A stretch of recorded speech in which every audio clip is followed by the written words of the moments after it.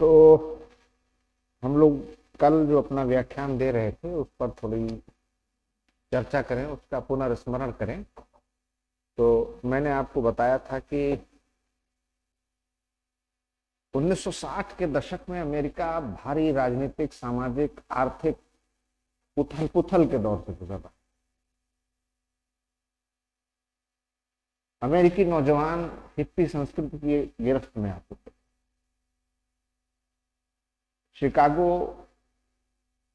विश्व की अपराध राजधानी कहा जाने लगा। बहुत बड़ी जनसंख्या जो अश्वेत समुदाय की थी अमेरिका की, वो अपने अधिकारों की मांग को लेकर सड़क पर उतर आई। रोजी रोटी, रोजगार का संकट पैदा हो गया था। अर्थव्यवस्था मंदी के दौर में चली गई। और उधर वियतनाम में अमेरिका की मनोवैज्ञानिक पराजय हो चुकी। इन सब कारणों से अमेरिका के लोगों का अपने देश के लोक प्रशासन, राज्य व्यवस्था पर से विश्वास उठ चुका था। भारी जन आक्रोश था। तो उन समस्याओं का समाधान कैसे निकाला जाए,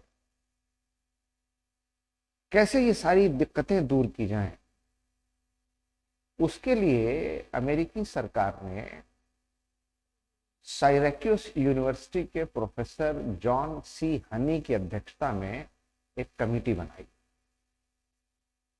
1966 में। और इस कमेटी ने कुछ अपनी सिफारिशें प्रस्तुत की। उन पर विचार करने के लिए फिलाडेल्फिया विश्वविद्यालय के राजनीति शास्त्र विभाग में एक सम्मेलन का आयोजन हुआ 1967।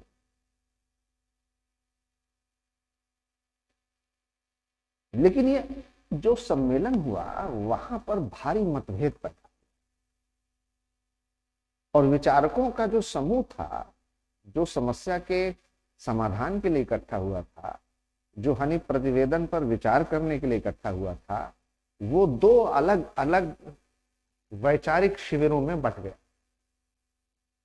जो युवा विचारक थे वो चाहते थे कि अमेरिकी लोक प्रशासन में आमूलचूल परिवर्तन हो और जो पुराने तरीके की प्रशासनिक व्यवस्था चली आ रही है उसको पूरी तरह से एक साथ हटाया जाए और एक नई व्यवस्था लागू की जाए। लेकिन जो परिपक्व, गंभीर और वरिष्ठ विचारक और चिंतक थे, उनका यह कहना था कि ये कोई समस्या का समाधान नहीं है, बल्कि धीरे धीरे क्रमिक सुधार की।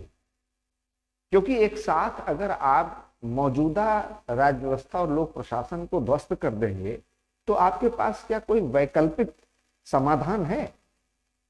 क्या आपके पास कोई वैकल्पिक लोक प्रशासन का मॉडल, कोई ढांचा कुछ है? तब तक क्या होगा जब तक नई राज्य व्यवस्था या लोक प्रशासन स्थापित नहीं हो जाता? देश में अराजकता की स्थिति पैदा हो जाएगी। तो बजाय इसके कि हम एक बार में एक साथ पूरी लोक प्रशासनिक व्यवस्था का ढांचा ही बदल दें, धीरे धीरे धीरे धीरे चरणबद्ध तरीके से क्रमवार सुधार करें। क्योंकि उनका कहना था इस नदी की धार में ठंडी हवा आती तो है, इस नदी की धार में ठंडी हवा आती तो है, नाव झरझर ही सही लहरों से टकराती तो है। एक चिंगारी कहीं से ढूंढ लाओ दोस्तों, इस दिए में तेल से भीगी हुई बाती तो है। ये कहना बहुत आसान है कि महंगाई बढ़ रही है, बेरोजगारी बढ़ रही है, अर्थव्यवस्था जो है गर्त में चली जा रही है, वियतनाम में हम हार गए हैं, अश्वेत समुदाय आंदोलन कर रहा है। सरकार की आलोचना करना तो बहुत आसान है, उसका समाधान खोजना, उसका विकल्प देना बड़ा मुश्किल काम है। नतीजा क्या हुआ कि फिलाडेल्फिया सम्मेलन दो फाड़ बट गया और जो युवा विचारक थे उन्होंने फिलाडेल्फिया सम्मेलन का बहिष्कार कर दिया। और ड्वाइट वाल्डो की अध्यक्षता में उन्होंने साइरैक्यूस विश्वविद्यालय के मिनोब्रुक नामक स्थान पर, जहां उनका सभागार कक्ष है, वहां एक सम्मेलन बुलाया 1968 में। और यहां पर ही उन्होंने कहा कि एक ऐसी व्यवस्था हमें बनानी चाहिए जिसमें 4 चीजों पर ध्यान केंद्रित किया जाए: change, equity, value and relevance. Change यानी परिवर्तन, यानी मौजूदा व्यवस्था में परिवर्तन लाए। इक्विटी यानी समाज में जो गैर बराबरी है, जो असमानता है, जो श्वेत अश्वेत का भेद है, जो काले गोरों के बीच की खाई है, उसको मिटाया जाए। वैल्यू, मूल्य, यानी कि लोक प्रशासन में सत्यनिष्ठा, ईमानदारी, इससे जुड़े हुए आचरण और व्यवहार को बढ़ावा दिया जाए। और जो भ्रष्टाचार करने वाले लोग हैं, जो गलत काम करने वाले लोग हैं, जो असामाजिक गैर कानूनी तत्व हैं, उन पर कार्रवाई की जाए। और रेलिवेंस की सिर्फ योजनाएं न बनाई जाए, वो प्रासंगिक भी हों, व्यवहारिक भी हों, जमीन के धरातल पर उन्हें लागू भी किया जा सके। धरातलीय यथार्थ पर योजनाएं बने, क्योंकि सरकार योजनाएं, नीतियां, कार्यक्रम तो बहुत बनाती है, लेकिन जब उसके क्रियान्वयन की बारी आती है तो वहां सरकार विफल हो जाती है, क्योंकि वो सच्चाई से कटी हुई होती है। वो योजनाएं और नीतियां दरअसल जो हकीकत है उससे तालमेल नहीं बैठा पाती। ये जो कुछ हुआ उसको फ्रैंक मैरिनी ने अपनी एक रिपोर्ट में प्रकाशित किया, जिसका शीर्षक था new public administration, the मिन्नोब्रुक perspective, 1971। और इस तरह से एनपीए शब्द पहली बार दुनिया में अमेरिका के इस फ्रैंक मैरिनी की रिपोर्ट से सामने आया। जिसके बाद ड्वाइट वाल्डो ने, जिन्होंने मिन्नोब्रुक सम्मेलन का आयोजन फिलाडेल्फिया के बहिष्कार के बाद किया था, एक किताब लिखी, public administration in the time of turbulence in America. America में लोक प्रशासन विप्लव के काल से गुजर रहा है। और फिर उसमें उन्होंने एनपीए के ऊपर विस्तार से चर्चा की। तो इस तरह से एनपीए का पूरा जो स्वरूप है वो सामने आया। So in a nutshell what we discussed was that there were so many problems in 1960s where America was going through social, economic, political turmoil. Number one, the psychological defeat in the war of Vietnam. Number two, the great discrimination with black population of America. They were denied their basic human rights.